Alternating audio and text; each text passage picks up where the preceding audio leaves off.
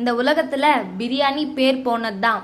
ஆனா அதுலயும் மட்டன் தம் பிரியாணி சொன்னா போதும், அதுக்கு மேல சுவையே இல்லை.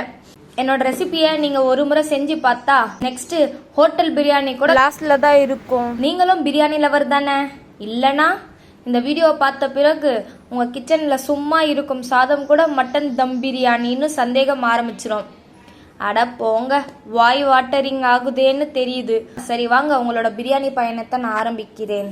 சடனாக பார்த்தா கேஸு தீந்து போச்சு. சரி இப்போ என்ன பண்ணுறதுன்னு யோசிச்சப்போ தான் ஒரு ஐடியா இருந்துச்சு. நம்ம கிட்ட விறகு இருக்குது, அடுப்பு இருக்குது, நம்ம ஏன் வெளியில் விறகுலையோ அடுப்புலையோ தம் போட்டு பிரியாணி செய்யக்கூடாதுன்னு யோசிச்சு சூப்பராக வந்துச்சுங்க. எப்படி செய்யலான்ட்டு நீங்களும் பார்ப்பீங்க. வாங்க, ஃபஸ்ட்டு அதுக்கு நான் இன்னைக்கு அடுப்பு வச்சுட்டு கொஞ்சம் ஃபயர் ஆன பிறகு டபரா சூடு ஏறின அப்புறம் ஒரு 10 ஸ்பூன் போல் எண்ணெய் ஆட் பண்ணிக்கிட்டு ஒரு 3 ஸ்பூன் போல் நெய் ஆட் பண்ணிக்கோங்க. அது நல்லா சூடேறின பிறகு கல்பாசி, ஏலக்காய், அன்னாச்சி பூ, லவங்கம், பட்டை, சோம்பு இதெல்லாம் நல்லா எண்ணெயில் போட்டு கொஞ்சம் பொரிஞ்ச அப்புறம் வெங்காயம் ஆட் பண்ணிக்கோங்க. வெங்காயத்துக்கு கூட இன்னைக்கு நான் 1.5 கிலோ பிரியாணி செய்ய போகிறேன். அதுக்கு நான் இன்னைக்கு 1 கிலோ வெங்காயம் எடுத்துக்கிறேங்க.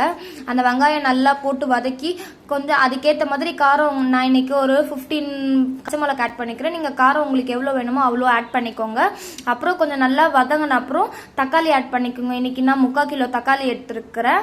நல்லா தக்காளி ஆட் பண்ணிட்டு உப்பு ஆட் பண்ணிக்கோங்க. அப்புறம் இஞ்சி பூண்டு பேஸ்ட்டு, தக்காளி கொஞ்சம் வதங்கின அப்புறம் இஞ்சி பூண்டு பேஸ்ட் ஆட் பண்ணிட்டு கொஞ்சமாக தயிர், அதுக்கப்புறம் கொஞ்சோண்டு புதினா இதெல்லாம் நல்லா ஆட் பண்ணி நல்லா கலரி விட்டுக்கோங்க. கூட சில்லி பவுட்ரு நல்லா இதெல்லாம் வதங்கின அப்புறம் சில்லி பவுடர் ஆட் பண்ணிக்கோங்க. ஏன்னா சில்லி பவுடர் ஆட் பண்ணிங்கன்னா கொஞ்சம் டேஸ்ட் நல்லா இருக்கும். இன்னைக்கு நான் 5 ஸ்பூன் போல் சில்லி பவுடர் ஆட் பண்ணிக்கிறேன். பெரிய ஸ்பூன் நீங்கள் உங்களுக்கு ஏற்ற மாதிரி காரத்துக்கு ஏற்ற மாதிரி ஆட் பண்ணிக்கோங்க. இப்போது 1.5 கிலோ மட்டனை குக்கரில் கொஞ்சமாக வீட்டு மிளகாத்தூள் போட்டு மஞ்சள் தூள் உப்பு போட்டு 7 விசில் எடுத்துட்டாங்க. எடுத்துட்டு இப்போது இதெல்லாம் நல்லா வதங்கின அப்புறம் ஒரு மட்டன் ஆட் பண்ணிக்கோங்க. விசில் முடிஞ்சிட்ட அப்புறம் கூட கொஞ்சோண்டு பிரியாணி மசாலா ஆட் பண்ணிவிட்டு 1க்கு 1.5 டம்ளர் தண்ணி ஊற்றிக்கோங்க. இப்போ பாருங்கள் எல்லாம் ஊற்றிட்டு இன்னைக்கு நான் சீரக சம்பா அரிசி எடுத்துருக்குறேங்க. இந்த அரிசியை நல்லா கழுவி 1/2 மணி நேரம் ஊற வச்சிருங்க.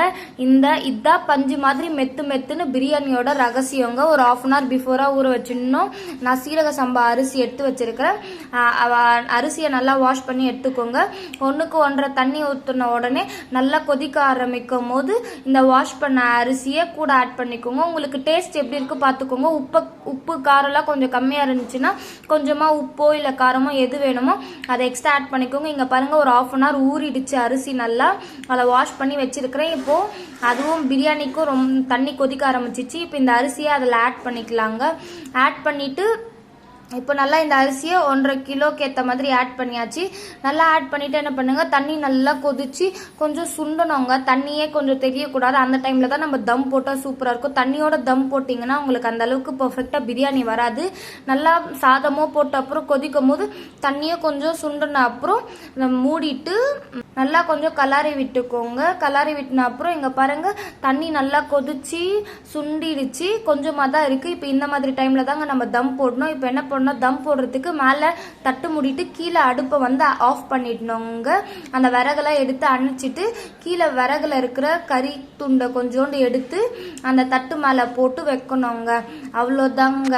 இங்கே பாருங்க, இப்போ இந்த விறகெல்லாம் ஆஃப் பண்ணியாச்சு. இங்கேயும் மேலே கொஞ்சம் சுண்டிடுச்சு. இப்போ மூட போகிறேன்.